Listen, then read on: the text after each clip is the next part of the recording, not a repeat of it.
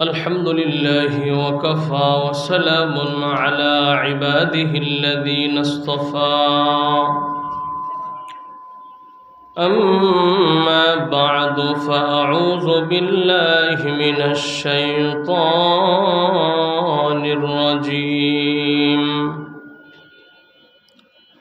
بسم الله الرحمن الرحيم إن الذين آمنوا وعملوا الصالحات كانت لهم جنات الفردوس نزلا خالدين فيها لا يبغون عنها حولا صدق الله المولانا العظيم وصدق رسوله النبي الكريم ونحن على ذلك من الشاهدين والشاكرين والحمد لله رب العالمين قال سيدنا رسول الله صلى الله عليه وسلم خيركم من تعلم القرآن وعلمه أو كما قال عليه الصلاة والسلام وقال تعالى في شان حبيبه ومحبوبه ومعشوقه مخبرا وآمرا إن الله وملائكته يصلون على النبي يا أيها الذين آمنوا صلوا عليه وسلموا تسليما اللهم صل على محمد وعلى آل محمد كما صليت على إبراهيم وعلى آل إبراهيم إنك حميد مجيد اللهم بارك على محمد وعلى آل محمد كما باركت على إبراهيم وعلى آل إبراهيم إنك حميد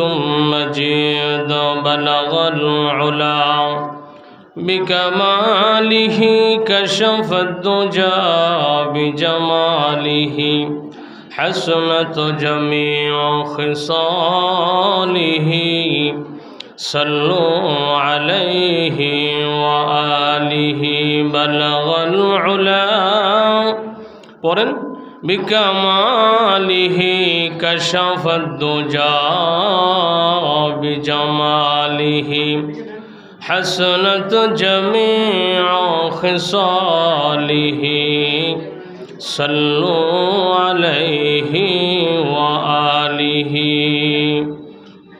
আলহামদুলিল্লাহ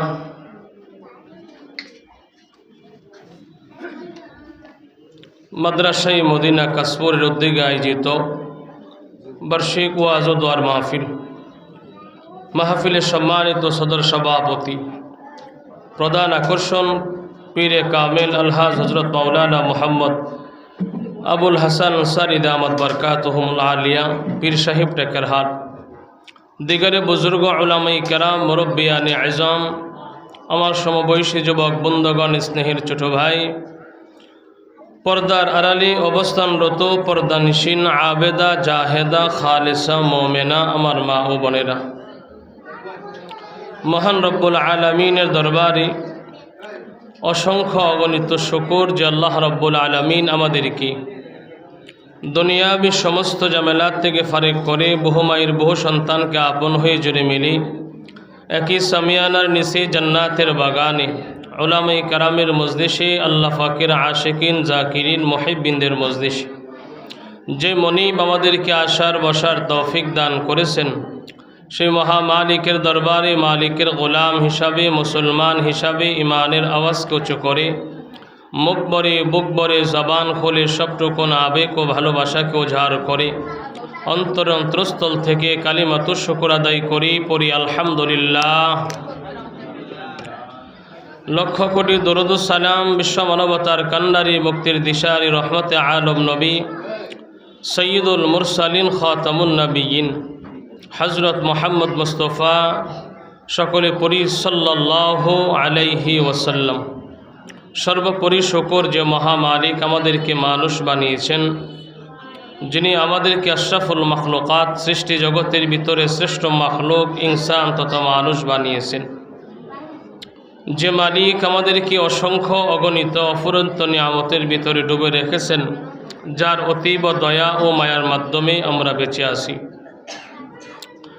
মোহতারাম হাজিরিন, আমি আপনাদের সামনে পবিত্র কালামে পাকের একটি প্রসিদ্ধ আয়াতে কারিমা তেলাওয়াত করেছি।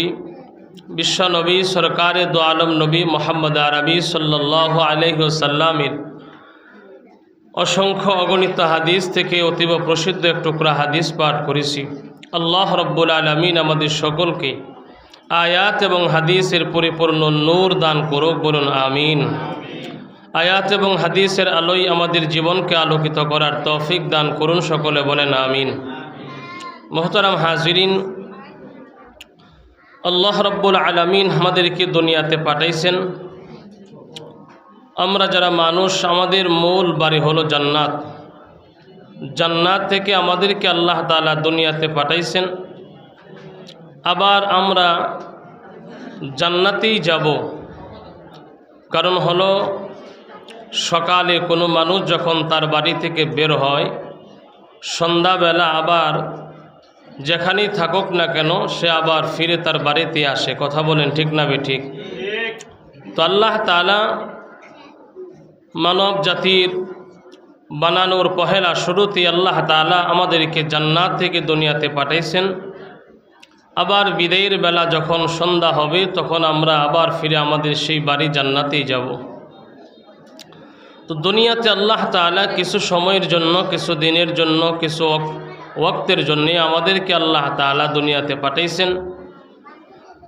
এই দুনিয়াতে আমাদেরকে আল্লাহ তাআলা পাঠাইছেন পরীক্ষার জন্যে, যে আমরা কিছু পরীক্ষা দিব এখানে, পরীক্ষার পরে আবার আমরা আমাদের গন্তব্য সেই বাড়িতে আমরা যাব। দুনিয়ার যত মানুষকে আল্লাহ তাআলা দুনিয়াতে পাঠাইছেন সকল মানুষই দুনিয়াতে পরীক্ষার্থী, তারা পরীক্ষা দিবে, আল্লাহ তাআলা পরীক্ষা নেবেন। মানব জাতিকে আল্লাহ তাআলা সৃষ্টি করার আগে যখন রূহ জগতে আমরা ছিলাম, তো আল্লাহ তাআলা আমাদেরকে প্রশ্ন করেছিলেন, আলাস্তু বিরব্বিকুম। আমরা তো সেদিন সকলে বলেছিলাম ক্বালু বালা। আল্লাহ বলেছিলেন, আমি কি তোমাদের রব নয়? তো আমরা সকল রূহরাই সেদিন স্বীকারোক্তি দিয়েছিলাম, হ্যাঁ আপনি আমাদের রব। তো আল্লাহ তাআলা এটা পরীক্ষার জন্যই আবার আমাদেরকে দুনিয়াতে পাঠাইছেন। যখন আমাদেরকে প্রশ্ন করেছিলেন তখন আমরা আপন বুঝতাম না। রূহের মধ্যে আমি আমার রূহকে নিয়ে আমি আমার মতেই ছিলাম, কিন্তু দুনিয়াতে আল্লাহ তাআলা কিছু মায়া দিয়া পাঠাইছেন। দুনিয়াতে মানুষের আত্মীয়তার সম্পর্ক মায়া, বাবা সন্তানের মায়া, মা সন্তানের মায়া, ভাই ভাইয়ের জন্য মায়া, ছেলে মেয়ের জন্য মায়া, বন্ধু বান্ধবের জন্য মায়া, এই দুনিয়ার আসবাবপত্র, সয় সম্পত্তি, মাল ধন সম্পদের একটা মায়া, এগুলা আল্লাহ তাআলা দিছেন এগুলা পরীক্ষার জন্যে। যে আমার এই পরীক্ষার মধ্যে তোমরা কতটুকু ফাঁস করো এটা আমি দেখার জন্যে। তো আল্লাহ তাআলা আমাদেরকে আবারও সেই জান্নাত দিবেন, আল্লাহ তাআলার ওয়াদা। এক আয়াতের মধ্যে আল্লাহ রাব্বুল আলামিন নিজেই বলেন, ইন্নাল্লাহা আশতারা মিনাল মুমিনিনা আনফুসাহুম ওয়া আমওয়ালাহুম বিআন্না লাহুমুল জান্নাহ। নিশ্চয়ই আমি মুমিনদেরকে জান্নাত দিব, তাদের কাছে জান্নাত বিক্রি করে দিয়েছি, তারা জান্নাতের মালিক। তবে আমি আল্লাহ যে জান্নাত তাদের কাছে বিক্রি করেছি, বিনিময় আমি তাদের কাছ থেকে দুইটা জিনিস নিছি, একটা হলো তাদের জান আর একটা হলো তাদের মাল। বলেন আল্লাহ তাআলার কাছে আমরা কি দিছি? এক নম্বর হলো জান। বলেন আওয়াজ করে বলেন, এক নম্বর কি? জান। দুই নম্বর হলো মাল। দুনিয়াটাই এই জান আর মালের মধ্যেই দুনিয়া। এই দুনিয়াতে আমরা যা কিছু দেখি সব কিছু এর ভিতরেই, জান এবং মালের মধ্যেই। জান থাকলে মালের প্রয়োজন, মাল থাকলেও জানের প্রয়োজন। শুধু জান দিয়া মানুষ চলতে পারে না, মাল প্রয়োজন আছে। শুধু মাল দিয়ে কি হবে যদি জানই না থাকে? ঠিক না ঠিক বলেন না? মানুষ দুনিয়াতে আসছে, মানুষের জীবনের যেমন মূল্য, ঠিক মানুষের কাছে মানুষের মালেরও তেমনই মূল্য। অর্থাৎ মানুষ দুনিয়াতেই দুই জিনিসের পিছনেই মানুষ জীবনকে উৎসর্গ করে। মানুষ এই দুই জিনিসের জন্যই সব কিছু দুনিয়াতে, জান আর মালের জন্যে।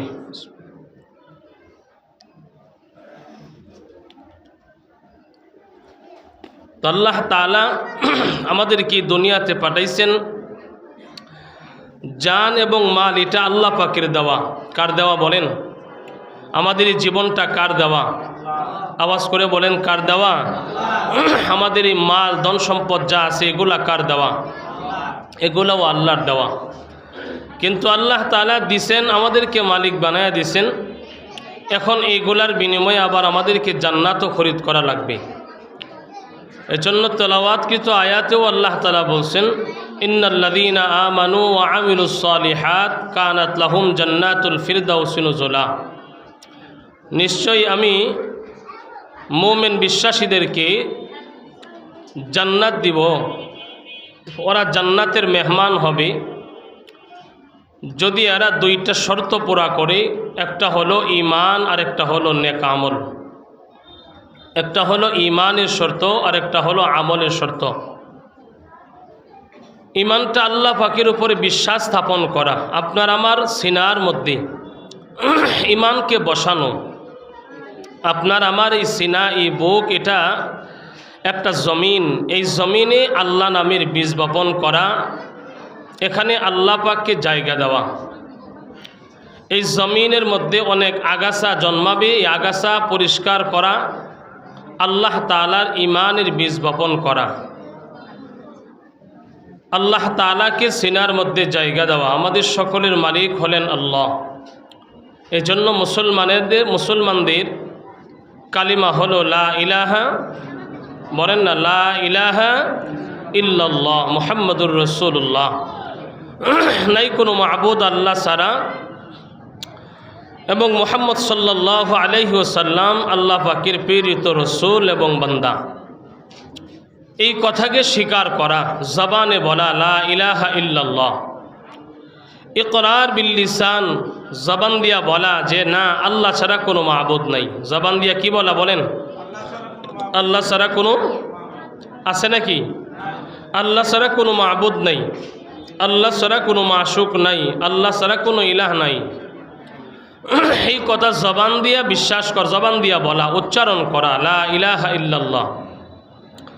তাসদীক বিল জিনান, এই যে জবান দিয়া বললাম যে আল্লাহ ছাড়া কোনো মাবুদ নাই, এটাকে অন্তর দিয়া পরিপূর্ণ বিশ্বাস করা।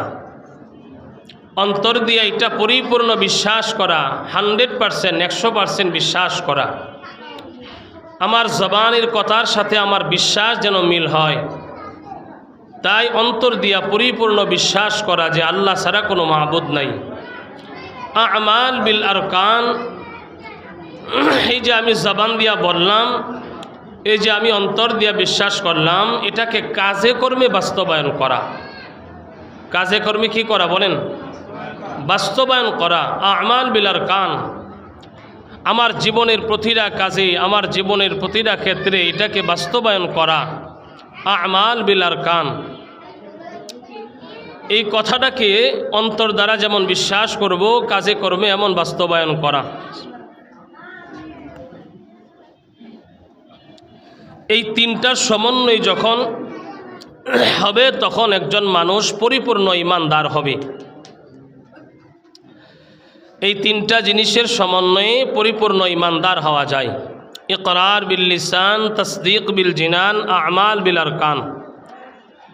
যে আমি জবান দিয়েও বললাম যে আল্লাহ ছাড়া কোনো মাবুদ নাই, অন্তর দ্বারাও বিশ্বাস করলাম যে আল্লাহ ছাড়া কোনো মাবুদ নাই, এবং কাজে কর্মে বাস্তবায়ন করে দেখাইলাম আল্লাহ ছাড়া কোনো মাবুদ নাই।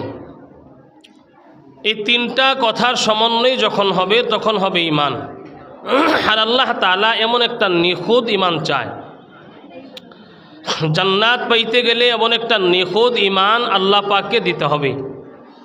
এমন একটা নিখুঁত ইমান অন্তরের মধ্যে বিশ্বাস করাইতে হবে যে আল্লাহ ছাড়া সত্যিই কোনো মাবুদ নাই। বলে এমনটা যেন না হয় আমার কথার সাথে কাজের মিল নাই। বর্তমান সময়ে দেখা যায় অনেক মানুষই এমন আছে কথার সাথে কাজের মিল নাই। এমন আছে না নাই বলেন? এমন আছে। বলে আমার যত ক্ষতি হোক না কেন আমার এই কথার সাথে যেন কাজের মিল থাকে। দুনিয়ার সম্পদের লোভে পইরা যেন আমি আমার এই কথাকে বরখেলাফ না করি, কাজে কর্মে যেন আমি উল্টাটা না করি। মানুষ স্বাভাবিকভাবে যখন মানুষকে এমন হয় যে কাউকে দরে গলায় ছুরি লাগানো হয়েছে, ছুরি লাগায় বলছে যে তুমি যে বলছো যে এক আল্লাহ ছাড়া কোনো মাবুদ নাই, এই কথা ঘোরাও, এ কথা উল্ট করো, তুমি অন্য কোনো জিনিসের উপরে বিশ্বাস আনো, অন্য কোনো জিনিসের উপরে ঈমান আনো। তো এখন যদি মানুষ জীবনের ভয়ে জীবনের মায়ায় যদি এ কথা ঘোরায় ফেলে তাইলে কি ঈমান থাকলো? কি বলেন, ঈমান থাকবে? ঈমান থাকবে না। এজন্য আমার গলায় চাকু লাগাইলেও আমাকে বলতে হবে না আল্লাহ ছাড়া কোনো মাবুদ নাই। বলে এটা না শুধু যে আগেকার সময় তো এমন ছিল যে রাস্তা দিয়া যাইতেছে তো জালেম মূর্তি একটা খাড়া করাইয়া রাস্তার পাশে, তো এই রাস্তা দিয়া যত মানুষ যায় সকলকেই রাস্তার মধ্যে আটকাইয়া বলে যে তুমি এই মূর্তির নামে কিছু উৎসর্গ করো। আর কেউ যদি মূর্তির নামে কোনো কিছু উৎসর্গ করে তাহলে তার ঈমান থাকে না। তো দেখা যায় মানুষকে এই মূর্তির নামে কিছু উৎসর্গ করতে বলে, তো যারা মুসলমান তারা জিজ্ঞাসা করে যে মূর্তির নামে যদি উৎসর্গ করি তাইলে তো আমার ঈমান থাকবে না, তাই মূর্তির নামে উৎসর্গ করা যাবে না। তখন বলে মূর্তির নামে উৎসর্গ না করলে তোমাকে মেরে ফেলা হবে। তো মরণের ভয়ে, মৃত্যুর ভয়ে তারা মূর্তির নামে উৎসর্গ করে, নানান কিছু দেওয়া যায়। কিন্তু এমনও হয় যে আরেকজন আসছে, তারা বলা হয়েছে মূর্তির নামে কিছু উৎসর্গ করো, সে বলছে জীবন চলে গেল মূর্তির নামে উৎসর্গ করব না। তো শেষ পর্যায়ে যখন তাকে গলায় চাকু ধরা হয়েছে যে তোমাকে এখন মেরে ফেলা হবে, তো সে বলছে তাইলে আমি বড় কিছু করব না, ছোট্ট কি করা যায় এটা বলো। তো বলছে যে এক কাজ করো, ওই মূর্তির নাকের ডগায় যে একটা মাছি বসে আছে, মূর্তির নামে এই মাছিটাকে তুমি মেরে ফেলো। তো সে জীবন বাঁচানোর জন্য মূর্তির নামে এই মাছিটা মেরে ফেলছে। তারপরে আরেকজন আসলো, তাকে বলা হয়েছে যে তুমি মূর্তির নামে এই মাছিটা মারো, নাইলে তোমাকে জীবন দিতে হবে। তো সে বলছে যে মূর্তির নামে এই ক্ষুদ্র আল্লাহ পাকের প্রাণী, আল্লাহর এক মাখলুক মাছি, এটাও মারতে পারবো না, যদি জীবন চলে যায় যাক অসুবিধা নাই। তাকে ওখানে জবাই করা হলো, তার রক্ত দিয়া এই রাস্তা লাল করে ফেলা হয়েছে। তো লেখক বলতেছেন যে আগের লোকে জীবনকে বাঁচানোর জন্যে মূর্তির নামে একটা মাছি মাইরা গেল, কিন্তু পরের লোকে মূর্তির নামে মাছিও মারে নাই, জীবন দিয়া রক্ত দিয়া জমিনটা লাল হয়ে গেছে, জীবন দিয়া গেল। তো ফাইসালা কি দাঁড়াইলো? ফাইসালা হলো আগের লোকে মূর্তির নামে মাছি মাইরা ঈমান নষ্ট কইরা জাহান্নামী হয়ে গেছে, আর পরের লোক যিনি আসছে উনি মূর্তির নামে মাছিও মারে নাই, ওনার জীবন দিয়া রক্ত দিয়া এই রক্তের স্রোতে উনি বসে বসে আল্লাহর তৈরি জান্নাতের মেহমান হয়ে গেল। সুবহানাল্লাহ।